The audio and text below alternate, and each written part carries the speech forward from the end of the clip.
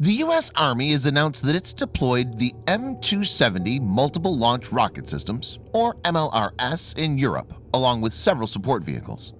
These will be received by 41st Field Artillery Brigade, which is the only U.S. rocket artillery brigade in Europe. Viewers may note that the 41st Field Artillery Brigade was activated in November last year and is based out of Germany. Reports indicate that the brigade has received around 16 M270A1 MLRS. In this video, Defense Updates analyzes U.S. Army deployment of M270A1 multiple launch rocket systems in Europe. Let's get started. This video is sponsored by War Thunder, the most comprehensive military vehicle online game for PC, PlayStation 4, and Xbox One, in which you can go to battle on more than 1,200 playable aircraft, tanks, helicopters, and ships from the 1930s to the 1990s. The game has an amazing attention to detail and focuses on a realistic combat experience, which is why knowing your vehicles and skill really makes a difference. It's easy to get into, and all you need to play is nothing more but your mouse and keyboard or controller. Immerse yourself in cross-platform combat with more than 20 million other military vehicle enthusiasts from all over the world.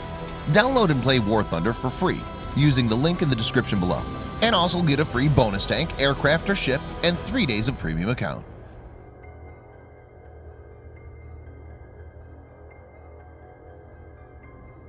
In the early 1970s, the Soviet Union had a clear advantage over US and NATO forces in terms of rocket artillery.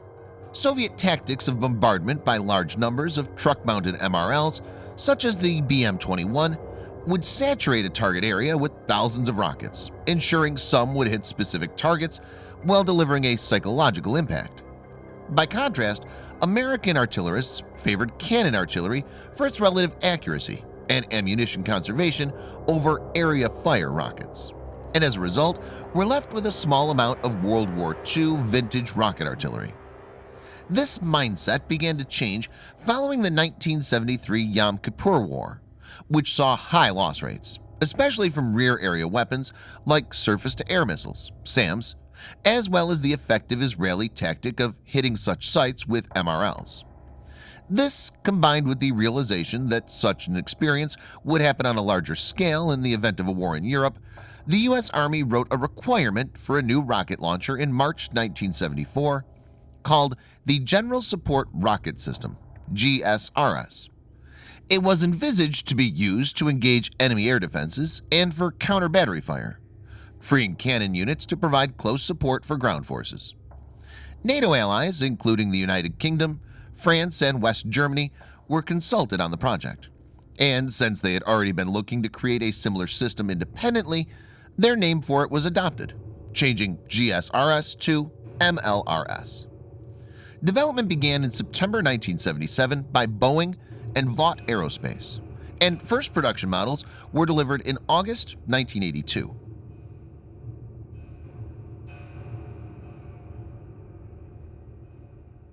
An M270 launcher unit has two 6-rocket pods for a total of 12 rockets or missiles.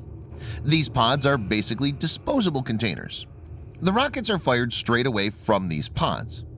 It's interesting to note that the rockets can be stored in these pods for around 10 years without any need for maintenance. The launcher unit is mounted on a stretched Bradley chassis, which makes the system mobile.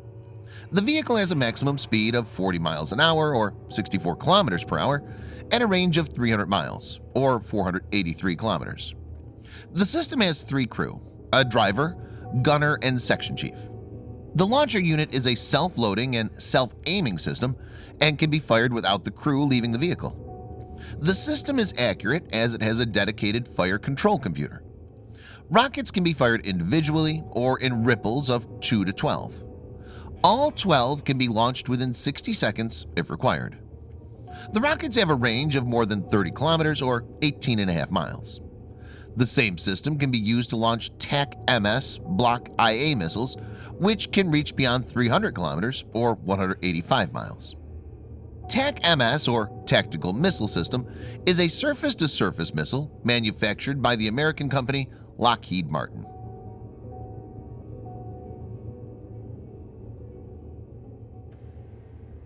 Two important developments have taken place in recent times. First is that Russia has been modernizing its forces rapidly and is much more capable militarily. It's also been more aggressive, which can be gauged by its Crimea campaign. Second is the recent nullification of the INF Treaty in August. INF Treaty was signed by Ronald Reagan and Mikhail Gorbachev in 1987. It banned ground launch missiles with ranges from 500 kilometers to 5,500 kilometers. That's 310 to 3,420 miles. The INF Treaty eliminated around 2,700 nuclear and conventional missiles, as well as their launchers. This was achieved by May 1991. This included short-range missile with 310 to 620 miles, that's 500 to 1,000 kilometer range, and intermediate-range missile with 620 to 3,420 miles, that's 1,000 to 5,500 kilometer range. These developments increase the probability of a skirmish or full-blown conflict in Europe. Russia has in its armory several MLRS systems like BM-21 Grad and 9A-52-4 Tornado. Keeping this in mind, deployment of M270 multiple launch rocket systems is a significant tactical decision, as it has the capability to saturate the target area with intense and concentrated fire. Thanks for watching. Subscribe for more videos like this. Hit the like button if you find the video interesting, and kindly provide your feedback in the comment section. This will help us improve.